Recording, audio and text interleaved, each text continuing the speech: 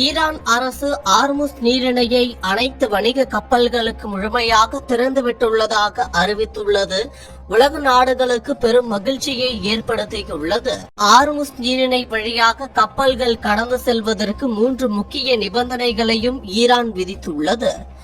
Israel மற்றும் Lebanon நாடுகள் 10 நாட்கள் போர் நிறுத்தத்திற்கு உடன்பட்டுள்ளதாக அமெரிக்க அதிபர் டொனால்டு டிரம்ப் தெரிவித்ததை தொடர்ந்து ஈரான் வெளியுறவு அமைச்சர் அப்பாஸ் அராக்சி ஆர்முஸ் நீரிணையை அனைத்து வணிக கப்பல்களுக்கு முழுமையாக திறந்துவிட்டுள்ளதாக அறிவித்தார். இது குறித்து தனது எக்ஸ் பக்கத்தில் அவர் தெரிவித்திருப்பதாவது: லெபனான் நாட்டுடனான போர் நிறுத்த ஒப்பந்தம் காரணமாக ஆர்முஸ் நீரிணை வழியாக அனைத்து வணிக கப்பல்களும் முழுமையாக செல்ல அனுமதிக்கப்படுவதாக அவர் தெரிவித்தார். லெபனான் போர் நிறுத்த ஒப்பந்தம் நடைமுறையில் இருக்கும் வரையில் ஆர்முஸ் நீரிணை திறந்திருக்கும் என்றும் அப்பாஸ் அராக்சி குறிப்பிட்டார். மேலும் பாதுகாப்பான பயணம் ஈரான் துறைமுகங்கள் மற்றும் கடல்சார் அமைப்பு ஏற்கனவே அறிவித்த ஒருங்கிணைக்கப்பட்ட பாதையில் மட்டுமே அனுமதிக்கப்படும் என்று தெளிவுபடுத்தினார். மேலும் ஆர்முஸ் நீரிணை வழியாக கப்பல்கள் கடந்து செல்வதற்கு 3 முக்கிய நிபந்தனைகளை ஈரான் அரசு விதித்துள்ளது.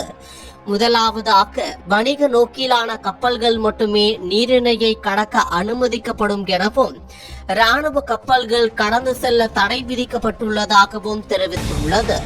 இரண்டாவதாக, கப்பல்கள் ஈரான் அரசாங்கத்தால் அதிகாரப்பூர்வமாக அறிவிக்கப்பட்ட அல்லது ஒருங்கிணைக்கப்பட்ட குறிப்பிட்ட பாதைகளின் வழியாக மட்டுமே பயணிக்க வேண்டும்.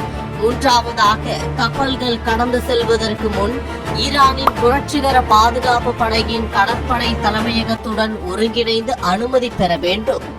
மேலும் கப்பல் எந்த நாட்டை சேர்ந்தது, அதில் உள்ள பணியாளர்கள் யார் போன்ற விவரங்களை வழங்க வேண்டும் என ஈரான் அரசு தெரிவித்துள்ளது.